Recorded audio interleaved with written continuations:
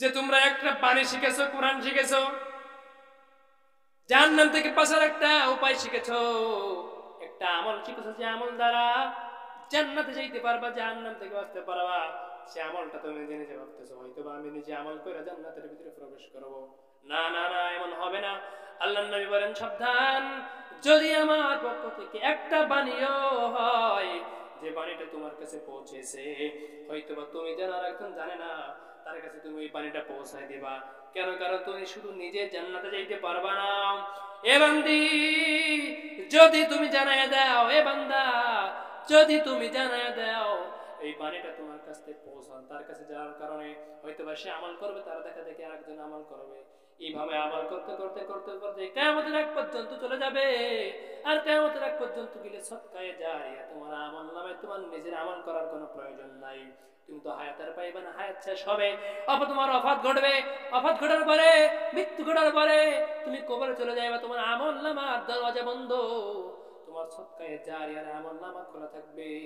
সদকায়ে জারিয়ার আমল নামা মানে সদকা, তুমি যে শিখাইছো, তুমি যে দান করেছো, তুমি যে শিক্ষা দিয়েছো, একজনকে শিখাইছো, ওই আমলটা যে কিয়ামতের আগ পর্যন্ত প্রবাহিত হইতেছে, ওই আমলটা তারা করা কারণে, আপনি মা, আপনি বাবা, এ ভাই এ বোন, ওই আমলটা সে করার কারণে আপনার আমল নামায়ও তার আমল চলে যাবে। হয়তো যে আমল করবে তার তো আমল ঠিকই হবে, সে নাকি আমল পাইবে। আবার আপনি আমল করতেছেন, সে আমল করতেছে, দুজনের সবই আপনি পাইবেন। যখন আপনার সব বন্ধ হয়ে যাবে, আমল নাও বন্ধ হয়ে যাবে, মৃত্যু হয়ে যাবে, তখন যে ব্যক্তি আমল করবে, সে ব্যক্তি আমল করার কারণে আপনার আমল নামায় সব একাধারে যাইতেই থাকবে। আমল নামায় সব যাইতেই থাকবে, সদকা জারিয়া হইতেই থাকবে। এই জন্য আমলগুলো নিজে শিখবেন, কোরআন শিখেছেন তার একজনকে শিখাইবেন, নিজে চেষ্টা করেছেন, যতটুকু আপনি পারেন ততটুকু আপনি চেষ্টা করবেন, যে আমি যতটুকু শিখেছি এতটুকু মানুষের কাছে প্রচার করব। আপনি জানেন না, জানার চেষ্টা করেন, যেটা জেনেছেন সেটা মানুষের কাছে প্রচার করার চেষ্টা করেন, দেখবেন আল্লাহ অনেক ফায়দা হবে, অনেক দিক থেকে আপনার ফায়দা হবে ইনশাআল্লাহ। দ্বিতীয় ব্যক্তির কাছে আল্লাহ রাব্বুল আলামিনের পয়গম্বর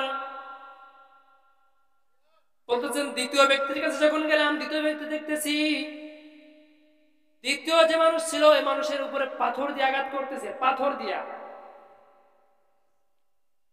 তাহার মাথা চূর্ণ বিচূর্ণ করে দিচ্ছে, পাথর দিয়ে আঘাত করে। জমিনের উপরে মানুষজন দাঁড়াই আছে, চতুর্পাশে আঘাত করতেছে। কি ব্যাপার? এরা কারা?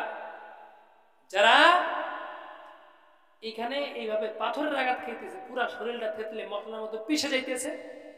এরা কারা? বলে এই শ্রেণী মানুষ যারা মানুষের সামনে মিথ্যা বলেছে। কি বলেছে? মিথ্যা বলেছে, যে এমন ভাবে সাজাইছে, এমন ভাবে গুছায় বলেছে, বলে না ওই পাড়ায় বা ওইখানে অমুক বাড়ি তমুক বাড়ি অমুক ব্যক্তি মারা গেছে।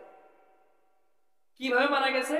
অন্যান্য মহিলাদেরকে নিয়ে মিটিং করে, মহিলাদের কাজ তো মিটিং করা, একটু সুযোগ পাইছে খেতা আখ্যান নিয়ে বইয়ে পড়ে, খেতা আখ্যান নিয়ে খাও মিছিল করা, মিটিং করা, কার বাড়ি কি হয়েছে, কে কি খাইছে, কারা কিটা কি কইছে, এইগুলো নিয়ে মিটিং করে। ঠিক কিনা?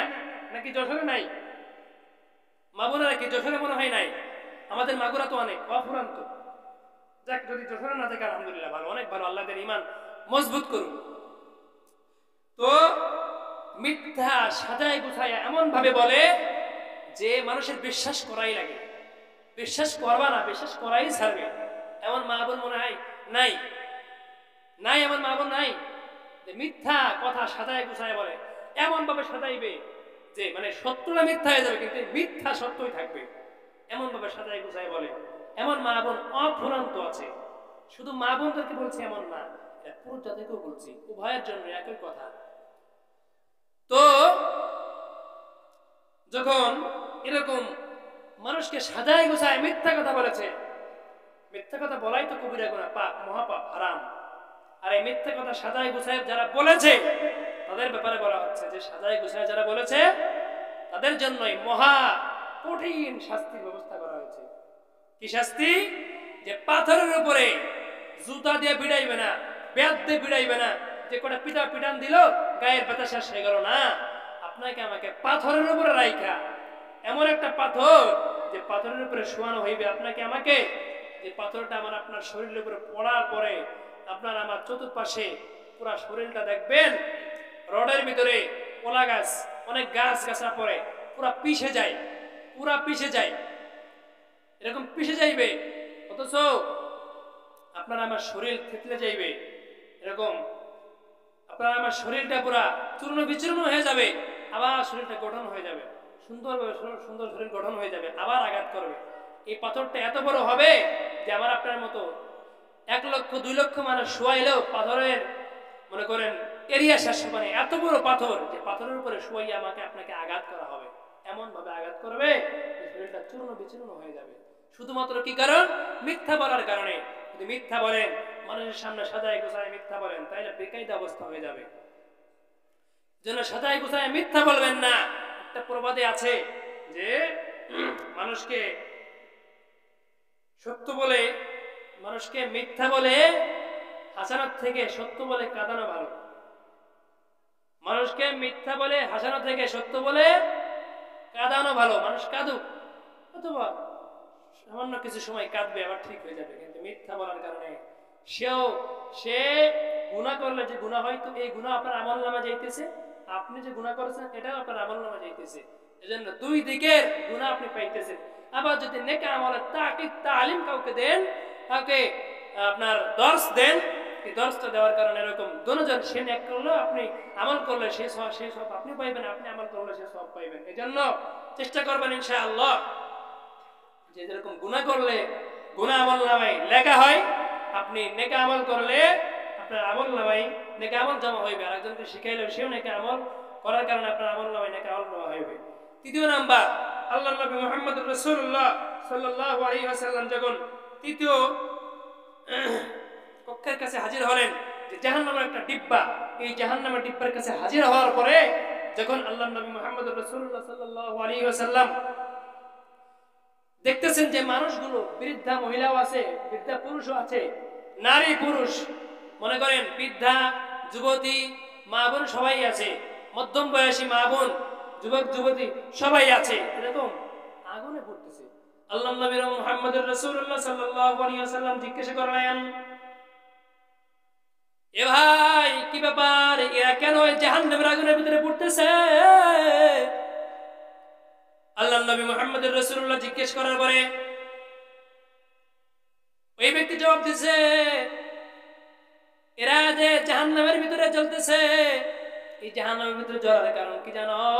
যারা স্বামীর হক বিনষ্ট করেছে, নষ্ট করেছে, স্বামীর হক আদায় করে নাই, যারা জেনা করেছে, নারী পুরুষকে নিয়ে জেনা করেছে, সমকামিতায় লিপ্ত হয়েছে,